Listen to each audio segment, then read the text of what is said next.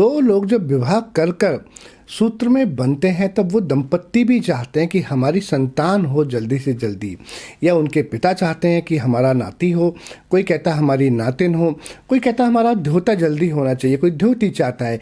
क्या ये पॉसिबल है कि आप अपनी इच्छा अनुसार संतान उत्पत्ति कर सकें, या क्या ये सब कुछ प्रभु के ही हाथ में है? और हम आज आपको ये भी बताएंगे कि वो संतान कौन से समय पर होती है जो आपको रुला देती है, वो आपको कौन से समय पर संभोग नहीं करना चाहिए, कि जब आप अगर उस समय पर संभोग करते हैं तो आपके जीवन में एक ऐसी संतान आएगी जो आपके लिए बहुत सारे दुख जीवन में उत्पन्न कर देगी। ये भी बताएंगे।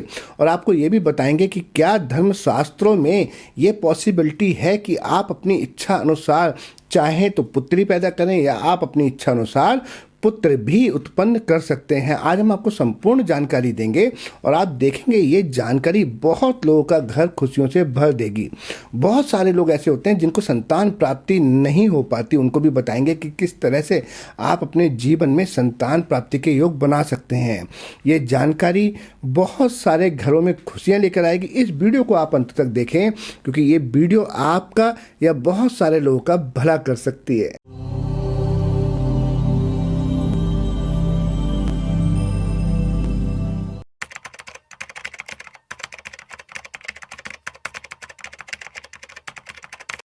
ओम नमः शिवाय। मैं हूं आस्ट्रो भाग्यराज गुप्त। स्वागत है आप सभी का आपके के चैनल ट्रुथ ऑफ एस्ट्रोलॉजी में। क्या इच्छा अनुसार संतान की प्राप्ति संभव है? आज हम इस पर चर्चा करेंगे। ये निर्विवाद सत्य है कि गर्भ धारण होना और गर्भ में पुत्र व पुत्री का होना ईश्वर की इच्छा पर है। यदि आप नास्तिक एवं अनीश्वरवादी हैं तो कह सकते हैं कि ये मनुष्य के अपने बस की बात नहीं है, संयोग है। लेकिन आयुर्वेद तथा ज्योतिष शास्त्र के प्राचीन विद्वानों ने इस विषय पर निरंतर अनुसंधान करके कुछ सिद्धांत स्थापित किए हैं। इन नियमों का दृढ़ता पूर्वक पालन करने से इच्छा अनुसार संतान की प्राप्ति संभव है, लेकिन मनुष्य अपनी शारीरिक एवं मानसिक दुर्बलताओं के कारण इन नियमों का पूर्ण रूप से पालन नहीं कर पाता है। इनका पालन थोड़ा कठिन जरूर है, लेकिन दृढ़ता के साथ इन नियमों का पालन होने पर इच्छा अनुसार संतान की प्राप्ति की जा सकती है। और आपको आज ये भी बताएंगे कि ऐसी संतान पैदा करने से कैसे बच सकते हैं कि जो आपके जीवन में परेशानियों का कारण बनती है। सबसे पहले आपको ये भी बताएंगे कि वो कौन सा समय है जब आपको समय पर संभोग नहीं करना चाहिए। लेकिन ये सब समझने से पहले आपको ऋतु चक्र का ज्ञान होना आवश्यक है। ऋतु चक्र का ज्ञान अगर आपको नहीं है तो आप समझ नहीं पाएंगे। इच्छा अनुसार संतान प्राप्ति के लिए निमित्त ऋतु चक्र का ज्ञान सर्वप्रथम होना चाहिए। स्त्री को मासिक धर्म किस तिथि को किस समय पर होता है, इसे ध्यान में रखना होगा, और उस तिथि एवं समय से अगले 60 घटी अर्थात 24 घंटे को एक चक्र यानी कि एक दिन रात वाले को एक चक्र माना जाता है। इस प्रकार 24 घंटे का एक चक्र होता है। मासिक धर्म जिसको बोलते हैं, मासिक धर्म का एक चक्र बोला जाता है 24 घंटे के लिए। तो वो तिथि और समय माना जाएगा, और 48 घंटे का 2 चक्र माने जाएंगे, 72 घंटे का 3 चक्र माना जाएगा। यानी कि 72 घंटे जब हो जाते हैं तो मासिक धर्म के 3 चक्र कंप्लीट हो जाते हैं। एक महिला को 7 फरवरी 2026 को यानी कि दिन शनिवार के दिन मान लीजिए मासिक धर्म शाम को शुरू होता है। इवनिंग 10 मई 2026 तक इनके 3 मासिक धर्म चक्र कंप्लीट हो जाएंगे। यानी कि 1 2 3 इस तरह से काउंट करना है। इनमें से 1 से 7 ऋतु चक्र अथवा 16 से आगे के ऋतु चक्रों में गर्भ धारण की संभावना बहुत कम हो जाती है। मैं फिर दोबारा बताता हूँ आपको। जो पहले चक्र से लेकर 7वां चक्र होता है उसके बीच में, तब 16वें चक्र से आगे गर्भ धारण करने की संभावना बहुत ही कम रहती है। और यदि ऐसे में गर्भ धारण होता भी है तो उसमें जो उत्पन्न होती है संतान वो या तो अल्पायु होती है, या रोगी होती है, या विकलांग आदि होती है। अतः 8 से 16वें ऋतु चक्र तक का समय ही संतान उत्पादन के लिए बहुत ही योग्य समय माना गया है। यानी कि 8वें ऋतु चक्र से लेकर 16वें ऋतु चक्र तक के बीच ही संभोग कर संतान प्राप्ति के योग बनाने चाहिए। इसके बाद उन नियमों का पालन करना होगा जो इच्छा अनुसार संतान प्राप्ति के हेतु बहुत ही आवश्यक होते हैं। तब यदि आप पुत्री चाहते हैं तो आपको जो हमने ऋतु चक्र बताए थे, तो 9वें ऋतु चक्र में 11वें यानी कि 11th day, 9th day, 11th day और 13 यानी कि 13वें दिन, 15वें यानी कि 15 ऋतु चक्र में जब आप समागम करेंगे तो पुत्री होने के चांस बढ़ जाते हैं। लेकिन यहाँ पर क्या है कि जो स्त्री का मासिक धर्म शुरू हुआ हो वो रात्रि में प्रजप्त हुआ हो तब ऐसा होता है।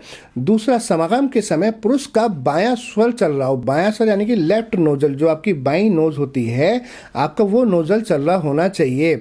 और स्त्री का दायां स्वर चल रहा हो यानी कि जो आपकी फीमेल है उनका राइट नोजल चल रहा हो। और साथ ही में कृष्ण पक्ष हो यानी कि चांद घटता हुआ हो। सैया में जो स्त्री है, स्त्री के पलंग दाएं तथा पुरुष की पलंग बाएं हाथ पर होनी चाहिए, अर्थात पुरुष बाएं तथा स्त्री दाएं हो। यथा संभव हो सके तो दक्षिण में सिर कर लेटें।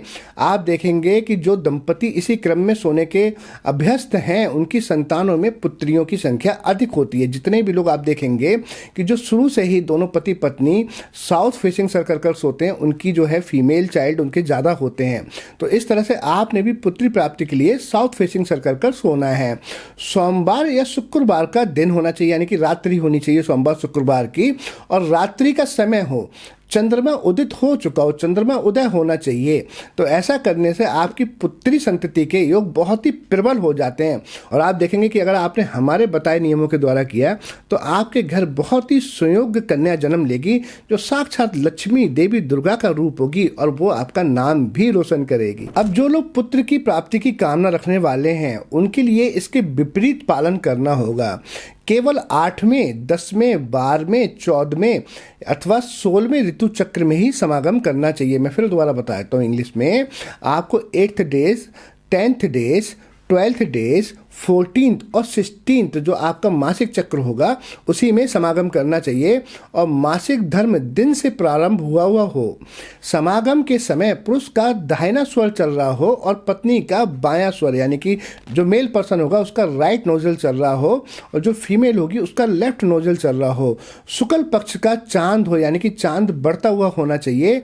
सैया पर पुरुष बाएं तथा स्त्री दाएं सोते हुए हो, अर्थात पत्नी पुरुष के बाएं सोएगी, यथा संभव सिर दक्षिण अथवा पश्चिम में हो। दिन रविवार हो, मंगलवार या गुरुवार हो यानी कि संडे, ट्यूसडे एंड थर्सडे।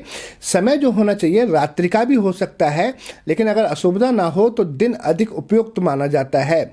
लेकिन संभोग करते समय अगर आप देखें तो कुंडली में आपके या आपके गोचर में सूर्य शुक्र की युति ना बन रही हो, यह हमेशा याद रखें। तो इस तरह से अगर आपने सावधानियां रखी तो आप पुत्र प्राप्ति आपकी बहुत ही ज्यादा संभव हो सकती है। और हम आपको ये भी बता दें कि जीवन में कभी भी प्रदोष काल में संभोग ना करें, अथवा ऐसी संतान प्राप्ति होती है कि जिससे आपके जीवन में बहुत सारी परेशानियां बढ़ जाती हैं जो आपके दुख का कारण बनती है। प्रदोष काल कहते हैं जब सूर्य अस्त हो रहा होता है, तब सूर्य अस्त से 1 घंटे पहले और सूर्य अस्त के 2 घंटे बाद तक प्रदोष काल माना जाता है। ये प्रदोष काल पूजा पाठ का समय होता है। तभी आपने देखा होगा ना कि सभी मंदिरों में इस समय पर आरतियां होती हैं, तो आपको इस समय पर आरती करनी चाहिए। आरती नहीं कर सकते हैं तो मन में भजन करें, लेकिन नहीं भी कर सकते हैं तो कम से कम ऐसे कोई कार्य ना करें जो प्रदोष काल में वर्जित माने जाते हैं। कहते हैं प्रदोष के समय में धरती पर स्वयं भगवान शिव और माता पार्वती विचरते हैं और जब वो देखते हैं कि हमारा कोई भजन कीर्तन कर रहा है तो बहुत ही प्रसन्न होते हैं। इस समय पर प्रदोष काल में जितने भी लोग संभोग करते हैं और उनके गर्भ अगर ठहर जाते हैं तो संतान जो होती है वो ऐसी होती है, उसके ग्रह ऐसे होते हैं कुंडली में कि बहुत सारी समस्याएं आपके जीवन में उत्पन्न कर देती। तब आपको इस समय पर संभोग समागम करने से बचना चाहिए। और अगर फिर भी कोई आपको परेशानी है, कोई दिक्कत आपके संतान नहीं हो रही है या संतान में कोई दिक्कतें आ रही हैं, कोई कठिनाई हो रही है, तब आप अपनी कुंडली का विश्लेषण हमसे करवा सकते हैं। हम आपको वो सटीक जानकारी भी देंगे और वो सटीक उपाय भी बताएंगे कि जिससे आपके घर बहुत ही सुंदर संतति उत्पन्न होगी और वो संतान आपके लिए कुल दीपक बनेगी, आपके कुल का नाम रोशन करेगी। अच्छी संतान उत्पत्ति के लिए पति को आनंदावटी रस विज्ञान अथवा आकार भावी चूर्ण साडंबर संहिता का सेवन भी करना चाहिए। गर्भ स्थित हो जाने पर तीसरे माह जो स्त्री होती है उसके लिए अर्थात गर्भ धारण के 60 दिन बाद पुष्पन संस्कार करें।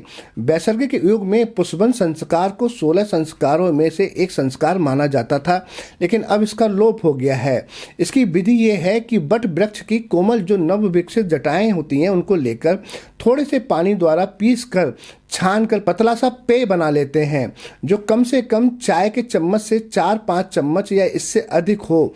गर्भवती स्त्री को ये पेय दाहिने नाक द्वारा पिलाना होगा और जो बायां नाक बंद करके दाहिने नाक द्वारा सांस से अंदर खींचा जाता है, जिससे सांस की नली से ये आपके शरीर में पहुंच जाता है। आयुर्वेद के अनुसार भ्रूण में तीसरे माह से ही लिंग बनना शुरू हो जाता है। कुछ विद्वान दाहिने और बाएं दोनों नाकों से पिलाने को लिखते हैं, अतः दोनों ही नाकों से पिलाना अधिक प्रभावकारी होगा, लेकिन पहले दाहिने नाक से ही पिलाया जाएगा। ये क्रिया सूर्यास्त के बाद ही करना चाहिए। डॉक्टर फैकलिन महोदय लिखते हैं कि संभोग के समय अगर मर्द थका मांदा हो और स्त्री आराम का दिन गुजार चुकी हो तो लड़का पैदा होता है। यह अंग्रेज डॉक्टरों का बार बार अनुभूत सिद्धांत बताया जाता है, लेकिन ये विश्वस्त नहीं है और आयुर्वेदिक सिद्धांतों के भी विपरीत है। तब आज हमने जो आपको जानकारी दी है, इससे बहुत सारे दंपतियों का भला हो सकता है, घर में खुशहाली आ सकती है।